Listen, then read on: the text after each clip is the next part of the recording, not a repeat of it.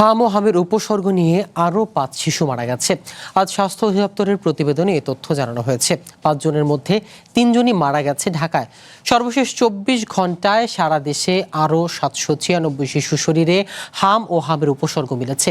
গত 15 মার্চ থেকে এখন পর্যন্ত হাম ও উপসর্গ নিয়ে 648 শিশুর মৃত্যু হয়েছে। এর মধ্যে নিশ্চিতভাবে হামে মারা গেছে 92 জন, আর উপসর্গে 556 জন।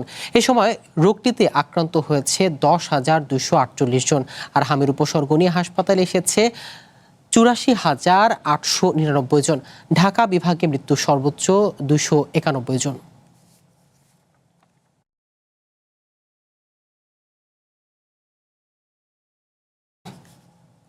হামের পরিস্থিতি জানাতে আমাদের সাথে যুক্ত হচ্ছেন ময়মনসিংহ থেকে ইলিয়াস আহমেদ ও ফরিদপুর থেকে নির্মল কুমার নয়ন। শুরুতে যাব ময়মনসিংহে। ইলিয়াস, জেলার বর্তমানে হামের প্রকোপ কেমন দেখছেন?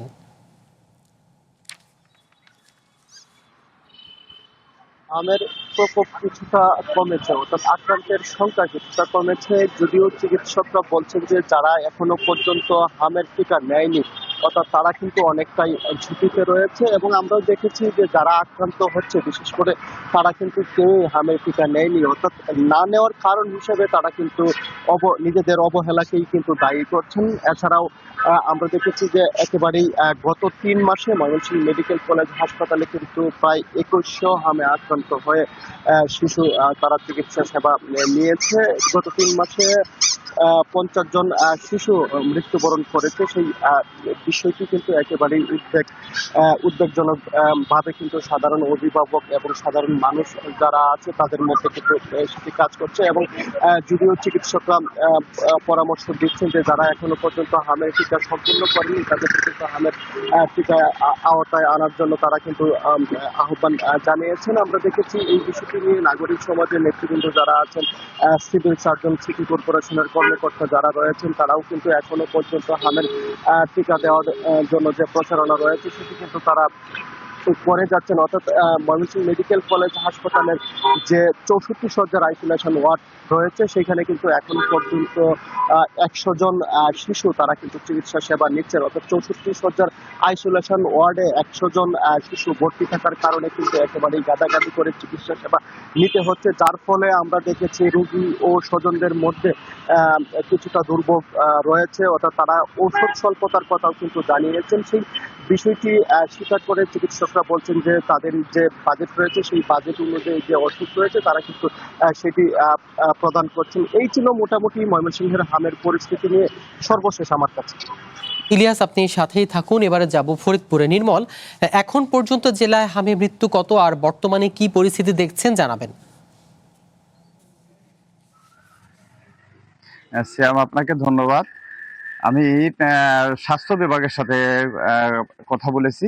গত 24 ঘন্টায় হামের উপসর্গ নিয়ে ফরিদপুরে 20 জন নতুন রোগী কিন্তু ভর্তি হয়েছে। এর মধ্যে অধিকাংশই কিন্তু শিশু। তো আমরা যেমনটি আপনি বলছিলেন, হামের পরিস্থিতি কিন্তু দিন দিন উন্নতির দিকে যাচ্ছে আমাদের ফরিদপুরে। তো আমাদের সর্বশেষ গত 10 দিনে কিন্তু 2 জন শিশুর হামের মৃত্যু হয়েছে। এ নিয়ে মৃত্যুর সংখ্যা দাঁড়িয়েছে ফরিদপুরে 21 জনের মতো।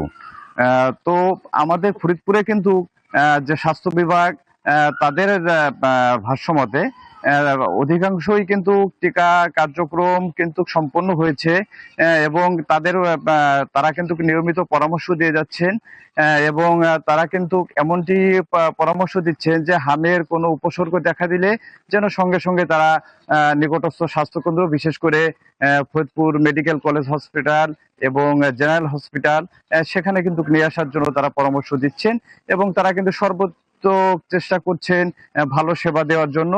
তবে এদিকে রোগীদেরও কিন্তু অভিযোগ আছে, তারা কিন্তু পর্যাপ্ত সিটের সংকট দেখা দিচ্ছে।